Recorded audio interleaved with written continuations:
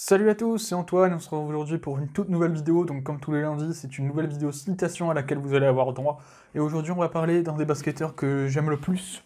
J'ai d'ailleurs sa biographie juste ici, écrite par Thomas Bergeron, c'est LeBron James, le destin du King, ça s'appelle. Je vous mettrai un lien affilié dans la description si vous souhaitez acheter sa biographie. Il y a énormément de choses très intéressantes. Je vous ferai une vidéo également du livre. Il y a également même des photos, vous voyez par exemple, hein, dans la biographie, hop, vous voyez, il y a des photos au milieu du livre, hein, il y a une série de plein de photos, hop, voilà. Je vous montre rapidement, hein, bien sûr. Voilà, donc LeBron James, le destin du King, si vous souhaitez acheter ce livre, je vous le conseille, il coûte 19,90 €, je vous mettrai un lien affilié dans la description, c'est tout en bas de la description. Donc aujourd'hui, on va partir sur 6 citations de LeBron James, il me semble, 6 ou 5, je vais regarder. Ouais, voilà, c'est bien 6 citations de LeBron James. Donc LeBron James, c'est un basketteur qui a joué à Cleveland, Miami, Cleveland, et il est maintenant aux Los Angeles Lakers. J'ai d'ailleurs une casquette juste là, voilà, elle est cachée avec l'élastique de force. Donc il y a la casquette Los Angeles Lakers. Donc on va dire que je suis un très grand supporter des Lakers depuis 2010. C'est un peu cette équipe qui m'a fait découvrir le basket, mais bon. Là, c'est un tout autre domaine que les citations. Donc, LeBron James n'a pas fait tant de citations que ça par rapport à d'autres personnes, mais il y en a quand même des pas mal, et j'en ai pris 6, il y en avait une petite dizaine en tout, mais j'en ai choisi seulement 6 pour vous faire des vidéos plus courtes, car j'ai l'impression que les vidéos plus courtes vous plaisent peut-être un peu plus, sont un peu plus regardées. Et on va donc partir. Donc 6 citations, c'est plutôt... moi, je les trouve vraiment intéressantes. Hein. Vous pourrez regarder également les highlights de LeBron James si vous le souhaitez. Je vous mettrai une ou deux actions pardon, en début et en fin de vidéo. En tout cas, je vais essayer. Donc, on est parti avec la première citation. Rien ne vient sous votre nez, vous devez travailler pour cela. Cette citation est très intéressante. Donc, comme je disais, cette citation est très intéressante, car, donc il dit, encore une fois, je vais vous le répéter, rien ne vient sous votre nez, vous devez travailler pour cela. C'est-à-dire que si aujourd'hui, tu as des capacités, tu as des prédispositions dans un certain domaine, par exemple, tu veux devenir footballeur professionnel. C'est un exemple pris au hasard. Imagine que tu veux devenir footballeur professionnel, et que tu as des prédispositions, parce que j'aime pas trop appeler ça du talent, je dirais plutôt des prédispositions, tu vois, à la pratique du foot, à la pratique du basket, ou à tout autre sport, tout autre domaine. On peut avoir des prédispositions, mais pas forcément du talent. Parce que après, si tu travailles pas, bah, les prédispositions, ils te serviront à rien. Mais en gros, imagine que tu as des prédispositions. Au départ, face à une ribambelle de personnes, tu vas savoir un peu te démarquer. Mais quand les sélections, les recrutements vont devenir plus serrés avec, on va dire, une vingtaine de jeunes, et seulement 3-4 sont pris sur cette vingtaine de jeunes. Mais que sur cette vingtaine de jeunes, t'en as, on va dire, seulement une personne qui travaille genre 2 heures de plus que les autres. Son travail va forcément se ressentir sur le terrain, et ainsi de suite. Et imagine qu'après, dans le centre de formation, tu vois, parce qu'il y avait des centres de formation en foot, etc., comme au basket, mais imagine le centre de formation. T'as les gamins qui ont les prédispositions mais qui ne travaillent pas trop, les gamins qui ont les prédispositions et qui travaillent, et ceux qui n'ont pas forcément les prédispositions mais qui travaillent avec acharnement beaucoup plus que les autres. Bien ceux qui ont les prédispositions mais qui ne travaillent pas, à force, leur talent, leurs prédispositions ne vont plus servir à rien car au centre de formation tout le monde est quasiment logé à la même enseigne, et ceux qui travaillent le plus, eh bien déjà ils vont se faire remarquer par les coachs, ils vont avoir leur chance sur le terrain, et sur le terrain, avec leur travail qu'ils vont faire au jour le jour, eh bien, ils vont avoir des résultats sur le terrain, et donc avoir peut-être réussir à saisir leur chance. En gros, c'est ça. En gros, aujourd'hui, si tu as des prédispositions, ou même si tu n'en as pas des prédispositions, bah travaille dur, travaille 2 heures de plus que les autres dans un domaine qui te passionne, et tu verras que tu y arriveras. Commence. Après, si tu commences, ça sert à rien de débuter par 2 heures d'un coup, parce que si tu commences par 2 heures d'un coup, tu risques d'abandonner. Commence par 30, 40, 45 minutes maximum au départ, et au fur et à mesure, tu vas augmenter la durée du temps de travail que tu vas t'accorder dans un certain domaine. D'accord? Et tu verras que tu vas forcément progresser, et au bout d'un moment, sur plusieurs semaines, plusieurs mois, voire plusieurs années, peut-être, tu auras des résultats beaucoup plus que les autres. Retenez bien une chose, le travail vaut mieux que le talent quand le talent ne fait pas d'effort. Tout simplement. Donc, deuxième citation maintenant, n'ayez pas peur de l'échec, c'est le seul moyen de réussir. Donc là, on revient sur la vision de l'échec, j'ai fait une vidéo là-dessus, donc ça s'appelle ma vision de l'échec, il me semble. Et je dis en gros que pour moi, l'échec, faut pas vraiment le prendre comme un échec, faut le prendre comme un apprentissage, c'est-à-dire que tu vas échouer, tu vas regarder ce qui n'a pas fonctionné dans ce que tu as fait, et tu vas pouvoir en tirer des leçons pour ne plus reproduire les mêmes erreurs. Et en gros, c'est tout à fait ça en gros. C'est-à-dire que là, imagine que tu as le shoot de la gagne, par exemple. Parce que là, c'est un basketteur. Donc imagine LeBron a le shoot de la gagne. Je suis sûr qu'il a dû louper énormément de shoots au buzzer, LeBron. Il a la balle dans les mains, bam. Il va shooter. La balle ne rentre pas. Il a échoué.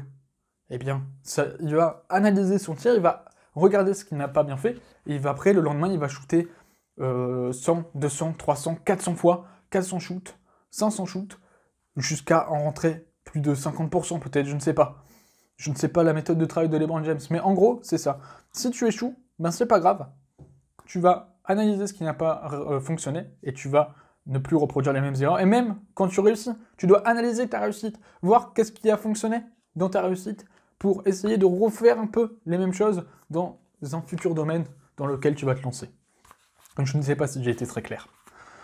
Troisième citation. J'aime la critique, ça te rend plus fort.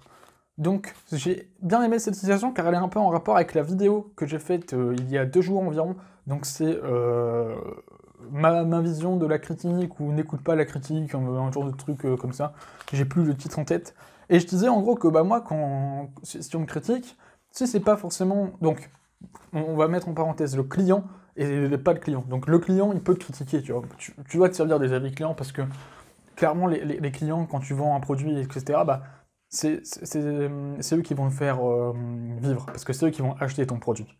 Mais quelqu'un qui n'y connaît absolument rien, qui n'est même pas ton client, qui va te critiquer, tu dois pas forcément l'écouter. Et je pense, donc là, j'aime la critique, ça te rend plus fort. C'est-à-dire qu'en gros, LeBron James, on critique. Lui, je pense qu'il va en rigoler plutôt qu'autre chose. Il va se dire, ok, une critique, mais regarde-moi où j'en suis. Moi, j'en suis là. Eux, ils sont encore là, ils avancent pas dans leur projet, tu vois.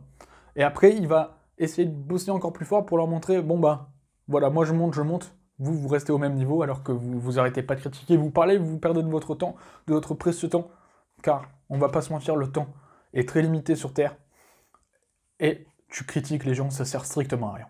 Voilà. D'ailleurs, petite parenthèse, il y a certains candidats de Koh-Lanta qui reçoivent des insultes, des menaces de mort, et même du harcèlement sur le lieu de travail, avec des avis négatifs sur les lieux de travail. Ceux qui font ça, vraiment, les amis, vous n'êtes pas les bienvenus sur cette chaîne, et je vous demande tout de suite d'arrêter, ça ne sert à rien, Koh-Lanta, c'est juste un jeu, d'accord? Alors arrêtez ça tout de suite. Moi, je n'ai jamais fait ça, et je trouve ça vraiment malsain, je trouve ça vraiment ignoble.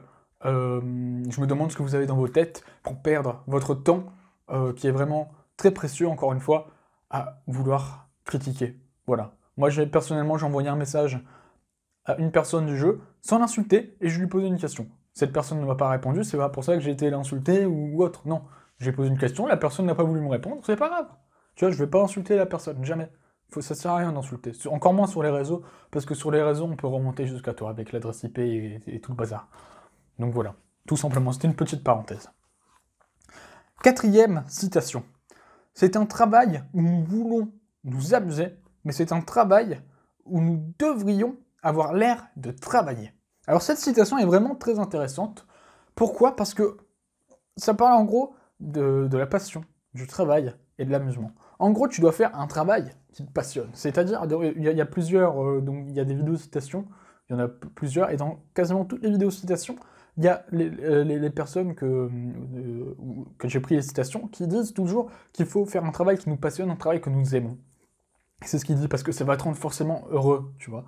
Et quand tu fais un travail qui te passionne, t'as pas l'impression de travailler, t'as plus l'impression de t'amuser, t'as plus l'impression de vivre heureux, alors que tu travailles au final et tu dois avoir l'air de travailler. Et c'est ça qu'il dit. C'est pour ça qu'il y en a qui critiquent peut-être les sportifs, par exemple, parce que les sportifs vivent un peu de leur passion, vivent de leur loisir.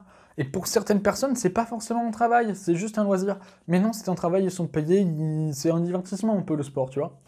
Et en gros, c'est ça. En gros, fais un travail qui te passionne, fais un travail que tu vas aimer, Comme ça, tu verras que tu seras heureux et que quand tu vas travailler, bah, tu n'auras pas l'impression vraiment de travailler, tu auras plus l'impression de t'amuser, etc.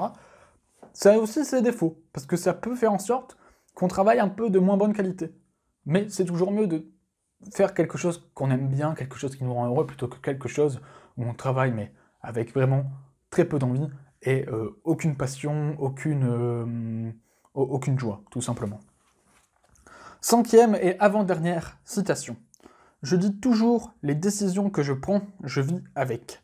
Il y a toujours des façons de les corriger, de les améliorer. Mais à la fin de la journée, de toute façon, je vis avec.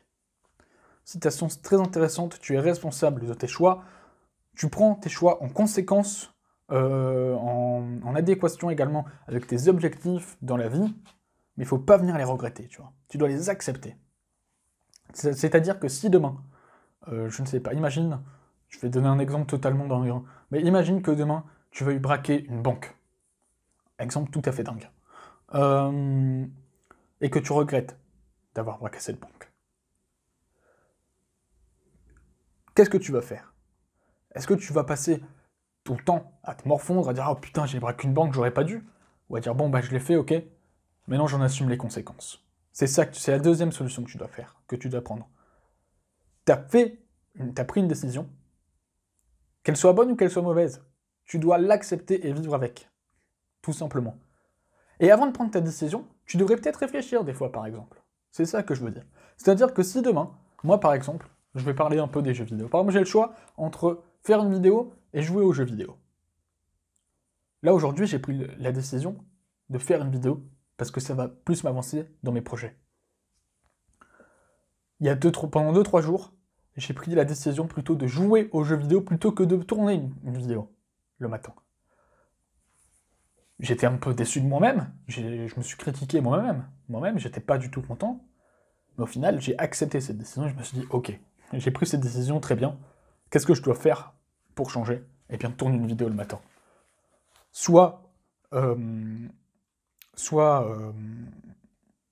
Comment, j'ai plus le mot en tête,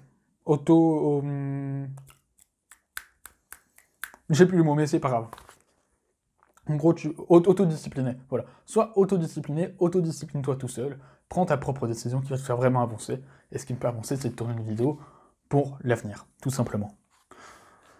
Et si tu prends une décision qui ne te convient pas ou qui te convient, justement, essaye un peu si ça ne te convient pas, essaye de changer quelques petites choses. Voilà, il y a toujours des façons de les corriger, de les améliorer, et fais en sorte que ça devienne un minimum un bon choix, tout simplement. Et enfin, ah bah, voilà, j'ai marqué 2 fois la même citation, donc bah voilà, on s'arrête à 5 citations, malheureusement. Il n'y avait pas de toute façon de 6e citation vraiment très intéressante, en tout cas qui, moi, me plaisait vraiment, et qui m'animait, tu vois, parce que quand je choisis les citations, je choisis surtout en fonction de moi, de ce que j'aime bien, et de ce qui m'anime un peu, tu vois, de ce qui me motive à avancer, tu vois, et tout ça, toutes les citations que j'ai mis, ça me permet d'avancer, de me motiver vraiment également, et j'espère que ça vous motive également à avancer, à travailler pour vos projets. Et là, malheureusement, j'ai dû aller trop vite, parce que la 6e citation que j'ai marquée, c'est pareil que la 3, c'est « J'aime la critique, ça te rend plus fort ». Donc, ouais, j'ai pas été très attentif sur ce coup-là, c'est pas grave. Donc voilà, cette vidéo est donc maintenant terminée, ça fait déjà quasiment 15 minutes que je tourne. Je vous retrouve donc moi demain pour une toute nouvelle vidéo, je ne sais pas de quoi ça va parler, j'ai pas encore fait le programme de la semaine, et donc bah, je vous retrouve demain pour une toute nouvelle vidéo. Passez une excellente journée, une excellente soirée, et je vous retrouve demain. Ciao tout le monde.